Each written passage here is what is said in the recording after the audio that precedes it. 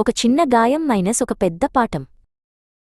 మల్లెపూల పరిమళం, cycle bell శబ్దాలతో నిండిన ఒక సందడిగల ప్రాంతంలో రేష్మి అనే చిన్నారి ఉండేది. రేష్మికి జంతువులంటే, ముఖ్యంగా ఇల్లులేని వీధి కుక్కలంటే చాలా ఇష్టం. ప్రతిరోజూ మధ్యాహ్నం తన భోజనంలో కొంత భాగాన్ని పాత మర్రిచెట్టు దగ్గర ఉండే కుక్కల కోసం దాచేది. ఆమెకు అవి కేవలం జంతువులు కావు, తన స్నేహితులు. రేష్మి తల్లి కళ వంటగది అరుగుమీద నుండి కూతురిని చూస్తూ ఉండేది. రేష్మి, జాగ్రత్తమ్మా, జంతువుల మీద దయచూపడం మంచిదే, కాని అవి ఎప్పుడు ఎలా ప్రవర్తిస్తాయో చెప్పలేము. ముఖ్యంగా అవి అనారోగ్యంతో ఉన్నప్పుడు చాలా దూరంగా ఉండాలి అని హెచ్చరించేది. రేష్మి తలూపుతూ జాగ్రత్తగా ఉంటానని చెప్పేది, కాని తన మనసులో మాత్రం ఆ కుక్కలు తనను ఏమీ చేయవని గట్టిగా నమ్మేది. ఒక సాయంత్రం రేష్మి ఎప్పుడూ చూడని ఒక కొత్త కుక్క గేటు దగ్గరకు వచ్చింది. అది చాలా అలసిపోయినట్లు అస్థిరంగా నడుస్తూ ఉంది. రేష్మి దానికి బిస్కెట్ ఇవ్వబోయింది, కాని ఆ కుక్క తోక ఊపలేదు. దానికి బదులుగా అది ఒక వింతైన శబ్దం చేస్తూ ఒక్కసారిగా రేష్మి చేతిని గీరి చీకట్లోకి పారిపోయింది. ఆ గాయం చాలా చిన్నది, కేవలం ఒక చిన్న గీత మాత్రమే. రేష్మికి కొంచెం నొప్పి అనిపించినా భయం ఎక్కువగా వేసింది. ఈ విషయం ఇంట్లో చెబితే ఇకపై కుక్కల దగ్గరకు వెళ్లనివ్వరని ఆమె భయపడింది. గార్డెన్లోని కుళాయి దగ్గర గాయాన్ని కడిగేసి ఎవరికీ తెలియకుండా తన చేతిని కప్పేసుకుంది. ఇది చిన్న గీత మాత్రమే కదా, తనంతట తానే తగ్గిపోతుందిలే అని ఆమె తనలో తాను అనుకుంది. ఒక నెల గడిచిపోయింది. ఆ విషయాన్ని రేష్మి దాదాపు మర్చిపోయింది. కాని ఒకరోజు ఉదయం రేష్మికి ఒంట్లో నలతగా అనిపించింది. తండ్రి అరుణ్ ఆమె నుదుటిని తాకి, నీకు జ్వరం ఎక్కువగా ఉంది తల్లి అంటూ దుప్పటి కప్పాడు.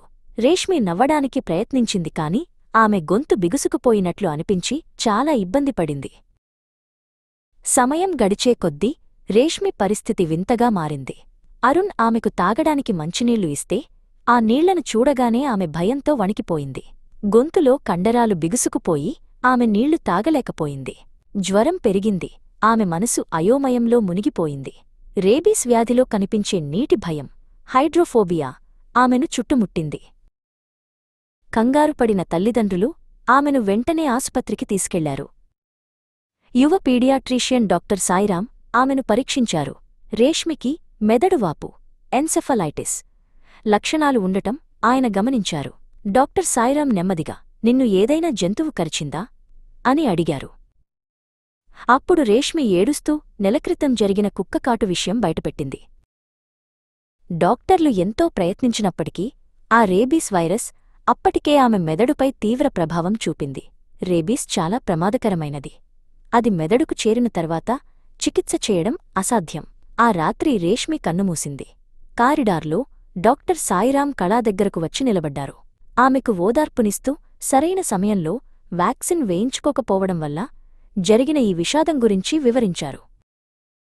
కొన్ని రోజుల తర్వాత డాక్టర్ సాయిరాం ఆ వీధిలోని పిల్లలందరినీ మర్రిచెట్టు కిందకు పిలిచారు. వారిలో రేష్మి స్నేహితుడు నీల్ కూడా ఉన్నాడు. రేష్మి చాలా మంచి అమ్మాయి అని డాక్టర్ మెల్లగా చెప్పారు. కాని తను ఒక చిన్న రహస్యాన్ని దాచింది. మిమ్మల్ని ఏదైనా జంతువు గీరినా లేదా కరిచినా అది ఎంత చిన్నదైనా సరే వెంటనే మీ ఇంట్లో పెద్దలకు చెప్పాలి. కుక్క కరిచిన వెంటనే తీసుకోవాల్సిన యాంటీ రేబీస్ వ్యాక్సిన్ అనే మందు ఉంటుంది. అది తీసుకుంటే వైరస్ మన శరీరంలో పెరగదు. గాయాన్ని వెంటనే సబ్బుతో కడగాలి. వెంటనే డాక్టర్ దగ్గరకు రావాలి. అప్పుడు మనం సురక్షితంగా ఉంటూనే జంతువుల మీద ప్రేమ చూపవచ్చు అని డాక్టర్ అవగాహన కల్పించారు. రేష్మి జ్ఞాపకాన్ని గుండెల్లో పెట్టుకుని పిల్లలందరూ ఆ ముఖ్యమైన పాఠాన్ని నేర్చుకున్నారు.